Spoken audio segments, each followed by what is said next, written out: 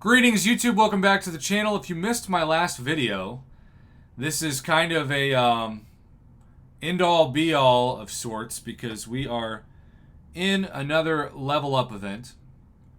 And let's just say that that event is, I don't know, kind of exciting. I still like it. I think it's crazy though, for resources and prices. I'm constantly finishing the top 10% of the level up event now. Just taking a 5-star from rank 1 to rank 5 that I got grinding the arena. And so it's kind of cyclical and yet still, I don't know, kind of nice. But I asked my subscribers, because if you missed my last video, I am back after 5 years, maybe more than 5 years, of not doing Alliance War. Back to doing it for 1 month because this dang solo event is just too good. It's too good, and the rewards are too tempting to not do it.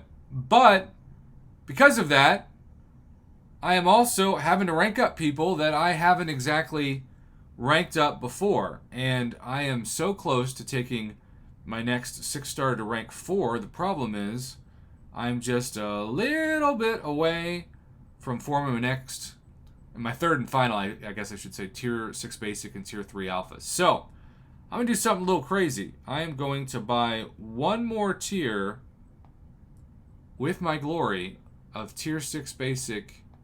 This will be 8 total. And tier 3 alpha. And this one I actually am going to purchase a little bit less of. Okay, so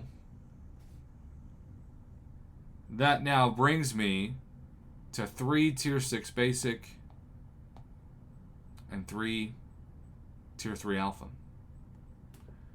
And I actually think to make them even, I'm going to do one more glory tier.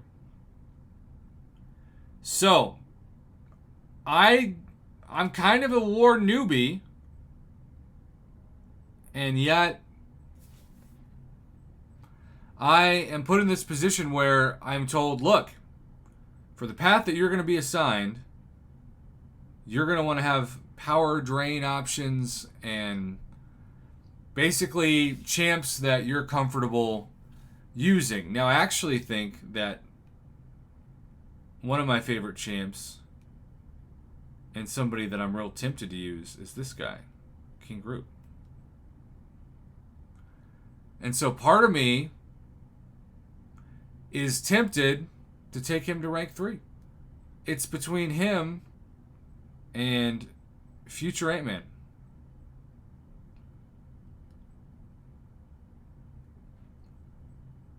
Who I used an Awakening Gem on, and that's it. But one is Sig 1, and one is Sig 100? No. How about 200? I've max sigged him. And so I have to put my rank ups where my mouth is. Future Ant-Man, I think, is more sexy on paper than King Groot.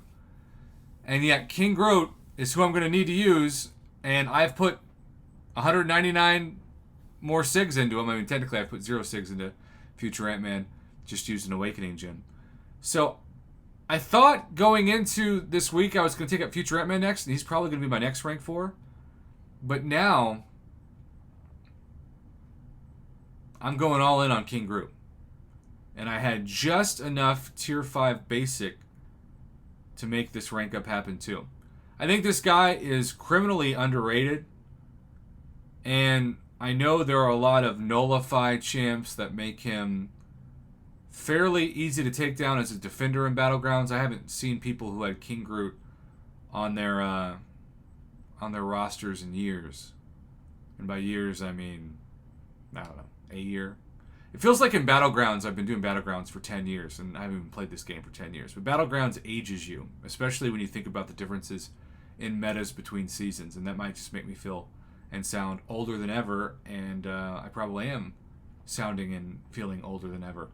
But King Groot is now my latest rank 4 champion, and I will use him on my war path, and I do think with the defensive tactics that are popular, he's gained value. I also wanted to take somebody up like him in Future Ant-Man that wouldn't just be for a temporary month in Alliance War, but that I'd actually be thankful that they were up. And I think King Groot has, and Future Ant-Man is this too, some really unique utility. So, I'm doing my first Alliance War rank up in 5 years, but it's not just a war rank up, it's also Battlegrounds and Event Quest and other things. And his regen and his tankiness, if that is a word, is through the charts. So there you go. Thank you to all your feedback. Future Ant-Man will be my next rank up thanks to the votes. But until then, King Groot, rank 4. Let's go.